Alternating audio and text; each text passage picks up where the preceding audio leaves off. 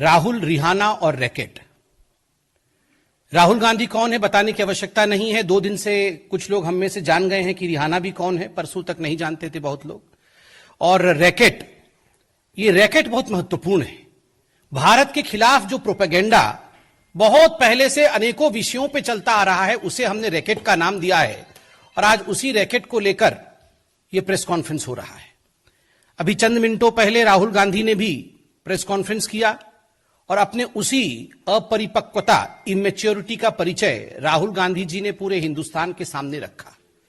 कहीं ना कहीं पुनः किसान बंधुओं के कंधे पर बंदूक रख के अपनी राजनीतिक रोटी सेकने की कोशिश राहुल गांधी जी ने की और साथ ही साथ पुनः किसानों के माध्यम से लोगों को भड़काने का जो प्रयत्न राहुल गांधी ने कहा और किया, वो आज हमने देखा है।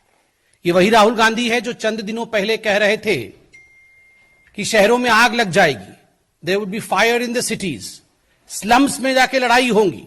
और कहीं ना कहीं जो अरेंजमेंट राहुल गांधी ने इस लड़ाई की हुई थी, उसका खुलासा पिछले बार प्रेस कॉन्फ्रेंस में आदरणीय स्मृति ईरानी जी ने भी किया। आज ठीक उसी प्रकार राहुल गांधी जी ने धमकाया कि कोई पीछे नहीं हटेगा, बातचीत में हम विश्वास नहीं रखते हैं। अरे राहुल जी, ये तो किसानों का आंदोलन है। किसान तो कह रहे हैं कि उनका राजनीति से कोई सरोकार नहीं है, उनका किसी राजनीतिक पार्टी से कोई मतलब नहीं है। तो आप उनके पैरोकार बन के उनके माध्यम से बातचीत करने का जो प्रयास कर रहे हैं, वो किस लिए कर रहे हैं? ये अपरिपक्वता है, उसका परिचय आज आपने दिया है। आज राहुल गांधी जी ने कहा कि भारत की सरकार किलाबंदी कर रही है, सड़कों पर कील बिछा करके किलाबंदी कर रही है और ये लोकतंत्र में नहीं होता है। राहुल गांधी जी याद करिए, 26 जनवरी के दिन जो घटना हिंदुस्तान में घटा, पूरे विश्व ने देखा, हिंदुस्तान ने जिस प्रकार से उसको गलत बताया और आप लोगों ने सवाल उठाया था कि आखिर दिल्ली की पुलिस रोकथाम क्यों नहीं कर रही थी, दिल्ली की पुलिस ने प्रिवेंटिव मेजर्स क्यों नहीं लिया, क्यों दिल्ली की पुलिस ने लाल किले तक तथाकथित जो लोग इस प्रकार से हिंसा फैलाने की कोशिश कर रहे थे, जो किसान नहीं थे, उन लोगों को क्यों लाल किले तक आने दिया दिल्ली पुलिस ने? यह सवाल राहुल गांधी का भी था, यह सवाल कांग्रेस पार्टी का भी था और अन्य विपक्षी दलों का भी था। आज अगर दिल्ली पुलिस, उसी दिल्ली पुलिस ने जिन्होंने 26 जनवरी को पेशेंस और संयम का परिचय दिया था, उसी दिल्ली पुलिस ने आज प्रिवेंटिव मेजर्स लिया है, उसी दिल्ली पुलिस ने आज एहतियातन कदम उठाए, उसी दिल्ली पुलिस ने रोकथाम के लिए सारे बंदोबस्त किए हुए हैं, तो उसमें राहुल गांधी जी को क्या परेशानी है? मैं बताता हूं क्या परेशानी है। ये राहुल गांधी, कांग्रेस पार्टी और विपक्ष का ये जो प्रोपेगेंडा का एक बहुत बड़ा धड़ा है, ये चाहते हैं, इनकी इच्छा है सड़कों पर लड़ाई हो, ये चाहते थे कि गोली चले, ये चाहते हैं कि लाश बिछ जाए और इन लाशों पर बैठकर ये अपनी राजनीति चमकाएं और सवाल पूछे नरेंद्र मोदी जी से और इस सरकार से कि आखिर ये कैसे हो। आज हम सैल्यूट करते हैं दिल्ली पुलिस के जवानों को, जिनको देखने के लिए हमारे गृह मंत्री भी गए, जो खुद तो घायल हो गए, किंतु उन्होंने किसी को हताहत नहीं किया, उन्होंने एक गोली तक नहीं चलाई। आज अगर हमें, आपको, इस देश को बचाने के लिए उन्होंने कुछ प्रयत्न किया है, कुछ जतन कर रहे हैं, उस पर आप अभी से उंगली उठा रहे हैं। आज जिस प्रकार के शब्दों का प्रयोग राहुल गांधी जी ने किया है, यह अपने आप में दुखद है। बंधुगण, एक सवाल मैं राहुल गांधी जी से और पंजाब के कांग्रेस पार्टी से पूछना चाहता हूं। कल पंजाब के कांग्रेस पार्टी ने एक ऐलान किया कि 122 लोग जो गिरफ्तार हुए हैं 26 जनवरी में हिंसा फैलाने के कारण, उन लोगों को तुरंत रिहा किया जाए और उनको पंजाब की जो कांग्रेस है और सेंटर की कांग्रेस उनको लीगल एड देगी। सवाल उठता है, जिस दिन 26 जनवरी का यह घटना हुआ था, कुछ लोग लाल किले पर चढ़ गए थे, जहां झंडा नहीं फहराना चाहिए किसी और धर्म का, वहां केवल तिरंगे का स्थान है, वहां आपने उपद्रव किया था। उसके बाद ये तमाम नेताओं ने, राहुल गांधी समेत तमाम जो कांग्रेस के नेता थे, उन्होंने कहा था कि ये भारतीय जनता पार्टी के कार्यकर्ता हैं, भारतीय जनता पार्टी ने अपने एजेंट्स और अपने लोगों को भेजा है हुड़दंग करने के लिए, यहां पर हिंसा फैलाने के लिए, ताकि किसानों का आंदोलन बदनाम हो जाए। So that in fact the Kisan Andolan, the name of the Kisan Andolan is starred, is blackened.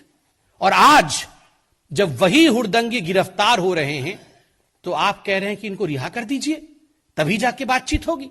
आप कह रहे हैं इनको रिहा कर दीजिए क्योंकि ये अच्छे लोग हैं। कैसे? आपको क्यों इतनी पीड़ा हो रही है? आप तो इन्हें बीजेपी के कार्यकर्ता और एजेंट बता रहे थे।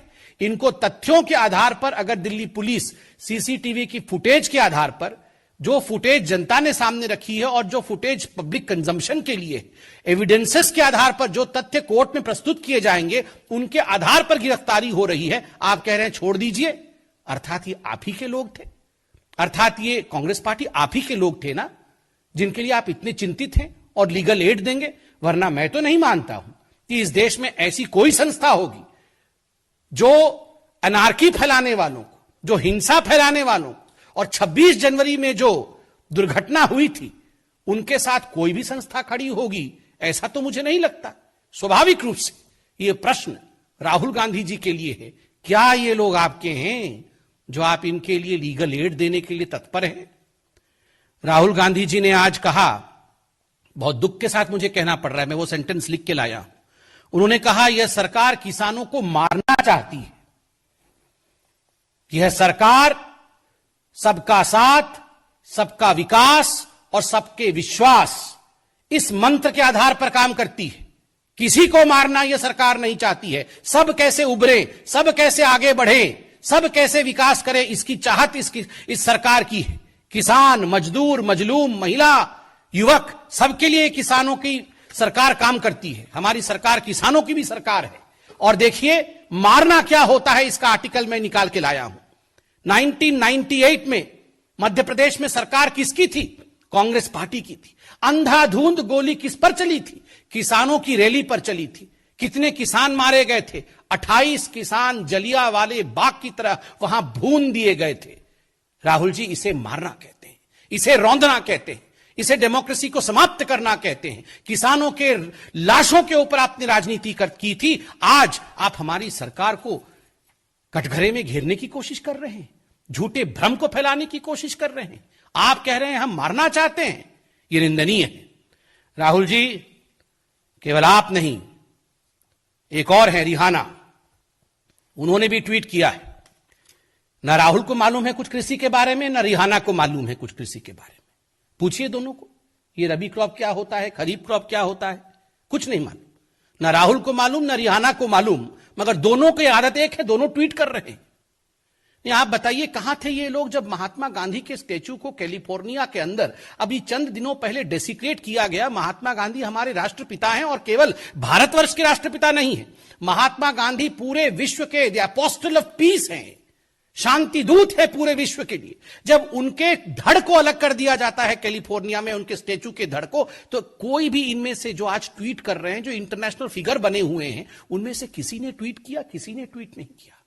जब 84 के दंगे हुए, इनमें से किसी ने ट्वीट किया? हो सकता है उनका जन्म नहीं हुआ हो, मगर इनके जो इकोसिस्टम के लोग हैं, इनमें से किसी ने ट्वीट किया? किसी ने ट्वीट नहीं किया।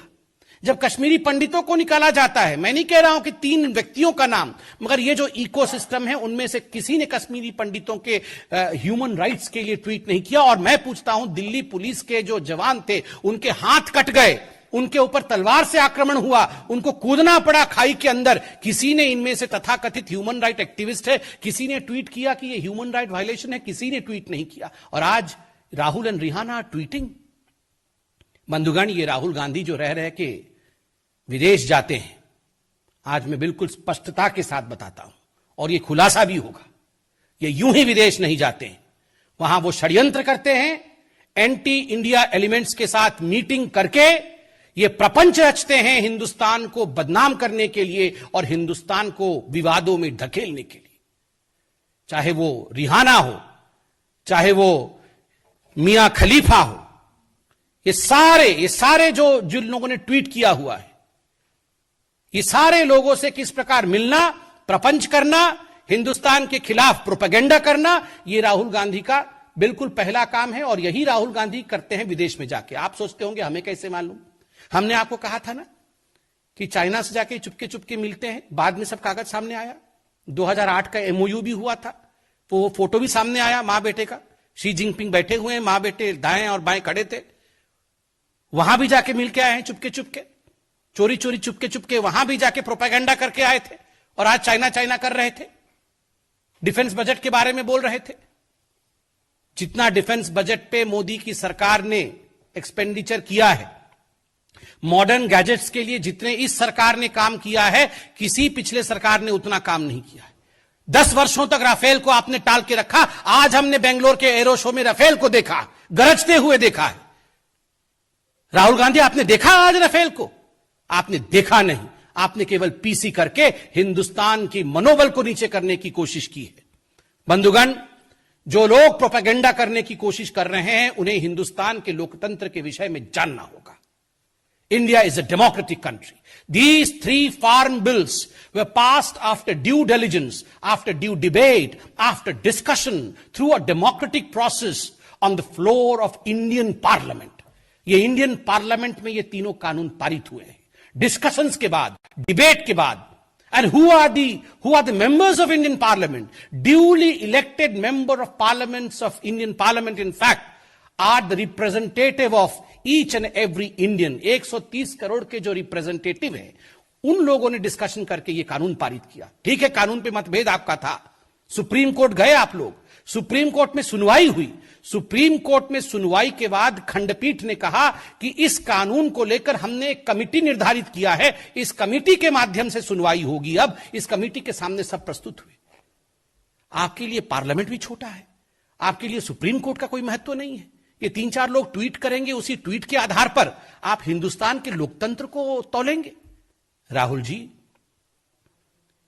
रिहाना जी नहीं समझती हैं ये सब। कम से कम आप सोचने और समझने की क्षमता रखिए। वो नहीं जानती है इंडियन पार्लियामेंट्री स्ट्रक्चर क्या होता है। ये मियां खलीफा नहीं जानती है सुप्रीम कोर्ट हिंदुस्तान में किस प्रकार से इस पूरे विषय को सुन चुका है, किस प्रकार से कमिटी की गठन हुई है, किस प्रकार इस कानून को लेकर 11 राउंड ऑफ टॉक्स हो चुके हैं और तमाम आला मंत्री इन टॉक्स में थे। प्रधानमंत्री जी ने ऑल पार्टी मीटिंग में 3 दिन पहले किस प्रकार का फिर से इस विषय का पुनरावृत्ति की कि I am just a phone call away. यह होता है लोकतंत्र। इसलिए इंडिया अगेंस्ट प्रोपेगेंडा, जो आज पूरा भारतवर्ष कह रहा है और आज हम भी कह रहे हैं कि इस प्रकार के झूठे अपवाद, इस प्रकार के झूठे प्रोपेगेंडा से हम सबको बचने की आवश्यकता है। और जो मेन स्ट्रीम पॉलिटिकल पार्टीज के नेता हैं जैसे राहुल गांधी, इस प्रकार की भ्रम फैलाने की कोशिश वो ना करें। बहुत बहुत धन्यवाद।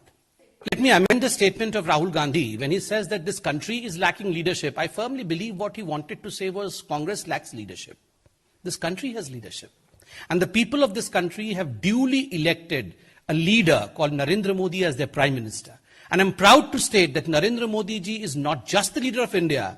In fact, in surveys after surveys, it has been aptly proved that Mr. Modi is a global leader today, and almost all the leaders of the world, in fact, have accepted him as a global leader. So Rahul Gandhi needs to introspect. He needs to find a leader for the Congress party or become the president of the Congress party first. नहीं, मुझे तो नहीं पता उनका इशारा किसकी तरफ था। वो ABCD सीख रहे होंगे, उसमें M में पहुंचे होंगे अभी, तो M के बारे में लिख दिया है। वैसे तो अब खराब किया, आज तो सुबह से वो मियां खलीफा के बारे में अच्छा बोल रहे हैं, फिर उसका भी नाम तो M से शुरू होता है, तो वो तो डिक्टेटरशिप के खिलाफ लिख रही थी आज। हाँ, मनमोहन सिंह का नाम भी M से शुरू होता है। और ऊपर से आप क्या, महात्मा गांधी हमारे राष्ट्रपिता, M फॉर महात्मा, M से डिक्टेटर होता है क्या? महात्मा गांधी को वो डिक्टेटर कहना चाहते हैं?